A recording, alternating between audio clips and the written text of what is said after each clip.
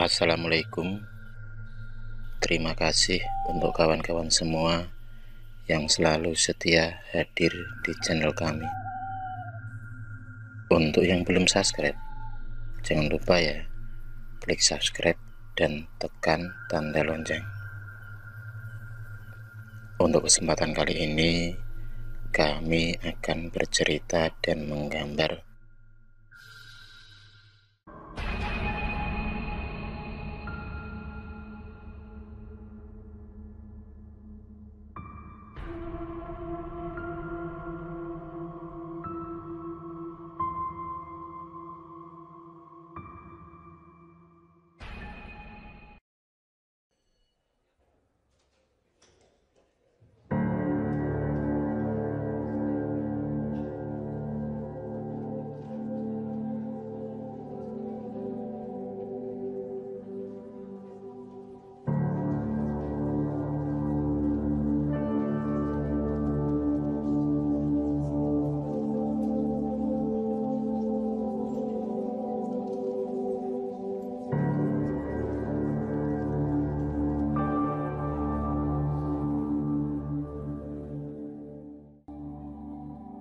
malam ini, Kamis Pon, malam Jumat Wage, 20 Agustus 2020. Hari ini adalah hari di mana jatuh pada penanggalan Jawa, yaitu 1 Suro. Dalam penanggalan Islam, disebut juga tahun baru Hijriah.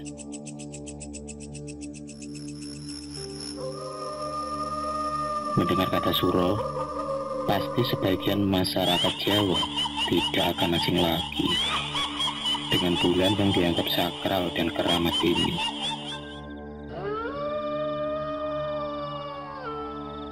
Masyarakat Jawa meyakini pada bulan inilah saat-saat yang sakral untuk melaksanakan laku ritual tirakat. Laku tirakat untuk membersihkan jiwa dan raga, membersihkan hati dan pikiran. Pada umumnya, di malam 1 Suro, banyak orang yang akan melakukan tirakat seperti puasa dan melekan, atau tidak tidur hingga pagi tiba. Orang-orang terdahulu meyakini bahwa malam 1 Suro adalah malam yang keramat dan penuh mistis. Malam yang konon katanya malam pestanya para makhluk astral dunia lain. Pada malam 1 Suro, diyakini akan munculnya energi-energi gaib. Entah itu energi gaib yang baik maupun buruk akan keluar di malam itu. Dengan kata lain, malam Suro disebut juga sebagai malam yang penuh misteri dan diselimuti dengan kemistisan, kewingitan, dan keganjilan. Di malam itu, diyakini akan munculnya para jin, demit, dan lain-lainnya. Malam yang tampak begitu horor dan menegangkan.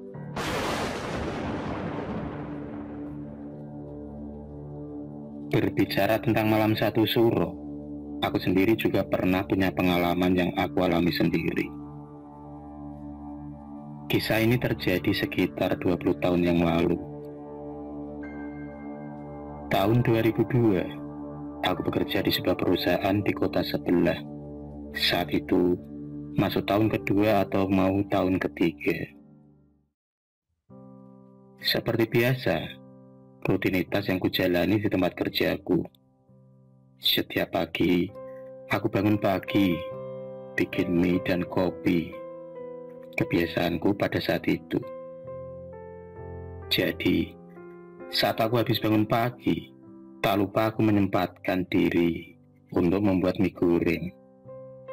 Dan tak ketinggalan secangkir kopi panas selalu menemaniku. Oh iya, kawan-kawan semua. Saat aku bekerja di perusahaan itu, aku tinggal di mes karyawan. Aku satu kamar dengan temanku. Pagi itu, udara terasa sangat segar Matahari pagi muncul menyeruak dengan tersenyum, menghangatkan muka bumi ini. Aku bangun tidur sekitar pukul 6 pagi. Hehe, maklum, habis subuh, aku malah molor lagi. Saat itu rambutku masih awut-awutan saat aku terbangun. Kunyalakan kompor dan kupanaskan air untuk sekedar membuat kopi panas kesukaanku. Sambil menunggu air panas, kunyalakan sebatang rokok. Sebentar kemudian, air pun mendidih dan segera kutuangkan ke dalam cangkir kopiku. Aroma yang begitu harum.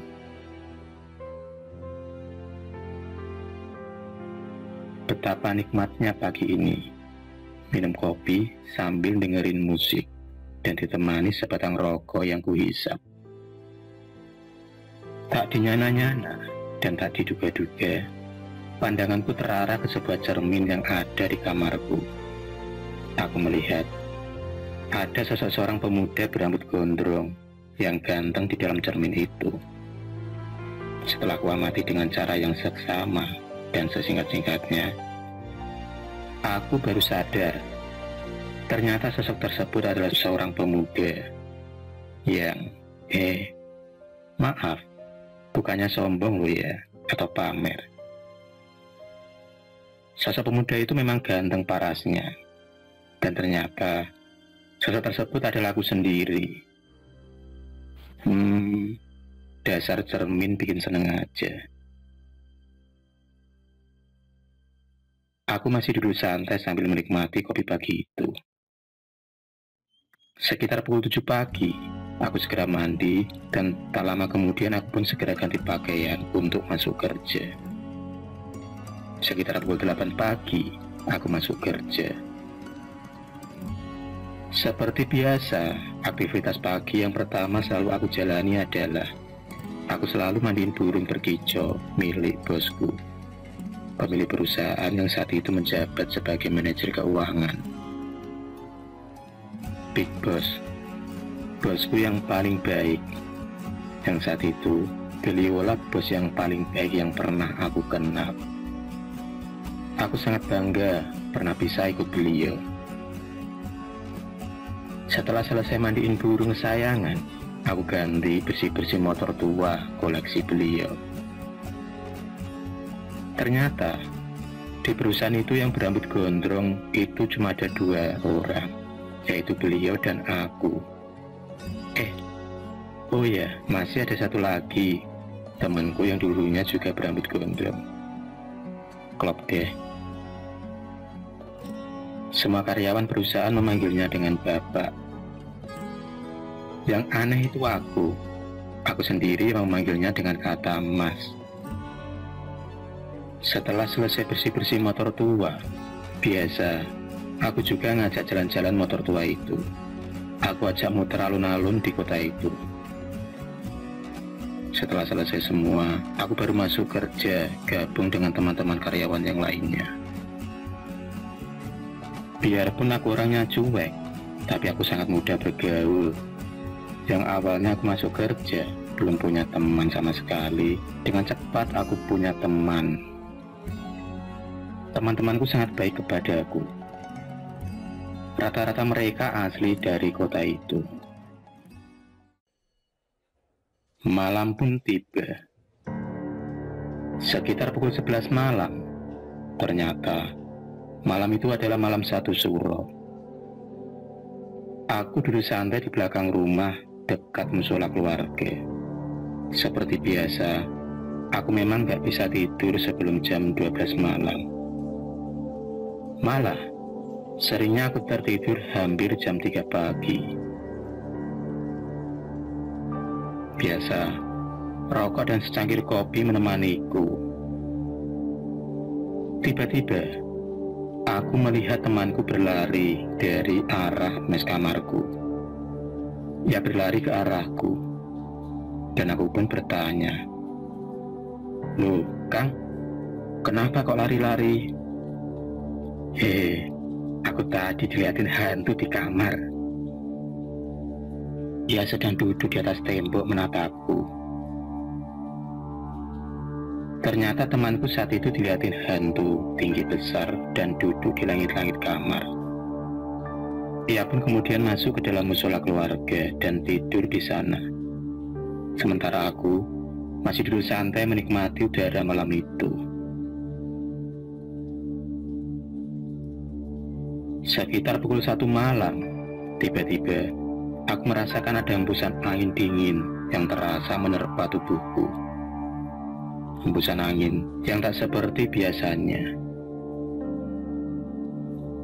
Kulihat di depanku ada sebuah pohon mangga besar yang berada di dekat musola keluarga.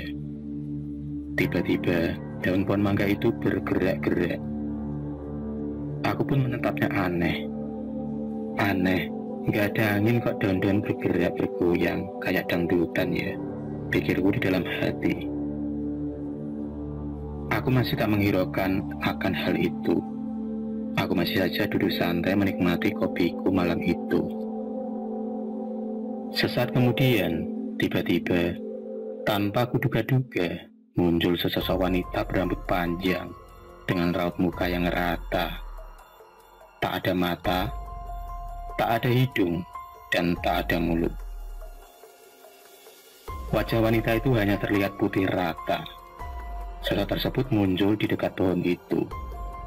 Sontak, kemunculannya mengagetkan aku. Tubuhku terasa merinding, agak takut juga sih.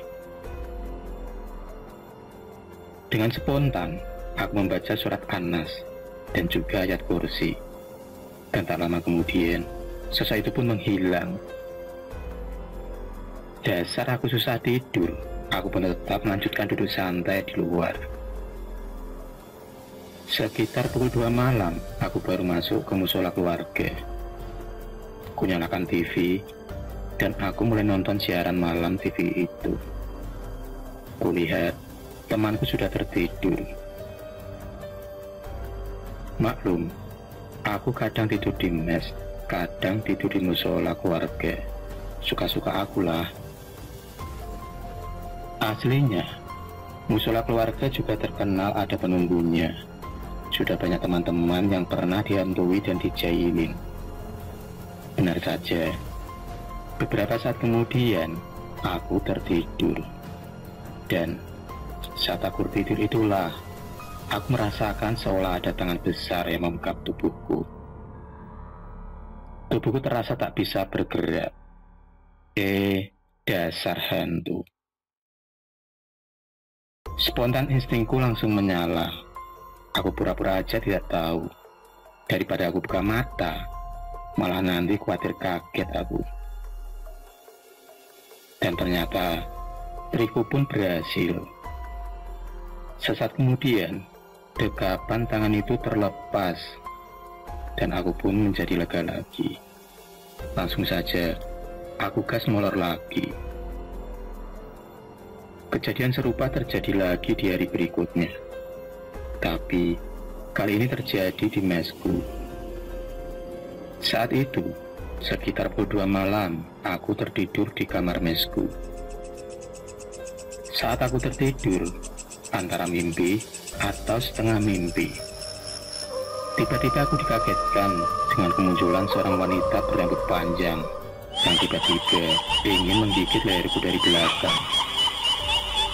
Aku pun kaget dan sontak dengan secepat kilat. Tanganku bergerak menahan mulut sosok wanita tersebut yang ingin menggigitku dengan giginya yang tajam dan hampir saja mengenai leherku. Untung aku dengan sigapnya menahan gerakan wanita itu. Dan akhirnya aku pun terbangun dari mimpiku. Entah itu dalam keadaan mimpi atau ngelindur. Yang pasti beberapa kejadian yang beruntun yang aku alami saat itu. Dan masih banyak lagi kisah-kisah horor dan misteri yang aku alami dalam perjalanan hidupku ini. Jangan lupa tutup rapat jendela rumah kalian. Siapa tahu ada yang sedang memperhatikan kalian semua. Itulah sepenggal kisahku yang terjadi di malam 1 Suro. Akhir kalam, wassalamualaikum warahmatullahi wabarakatuh.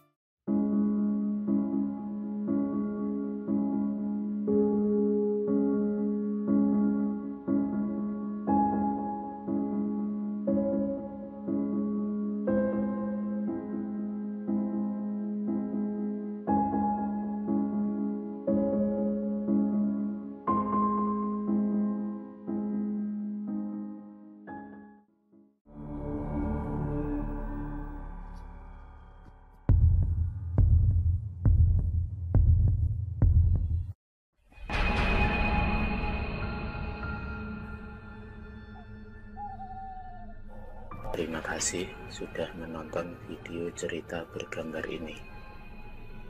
Klik subscribe untuk terus berlangganan video-video cerita bergambar selanjutnya. Semangat berkarya.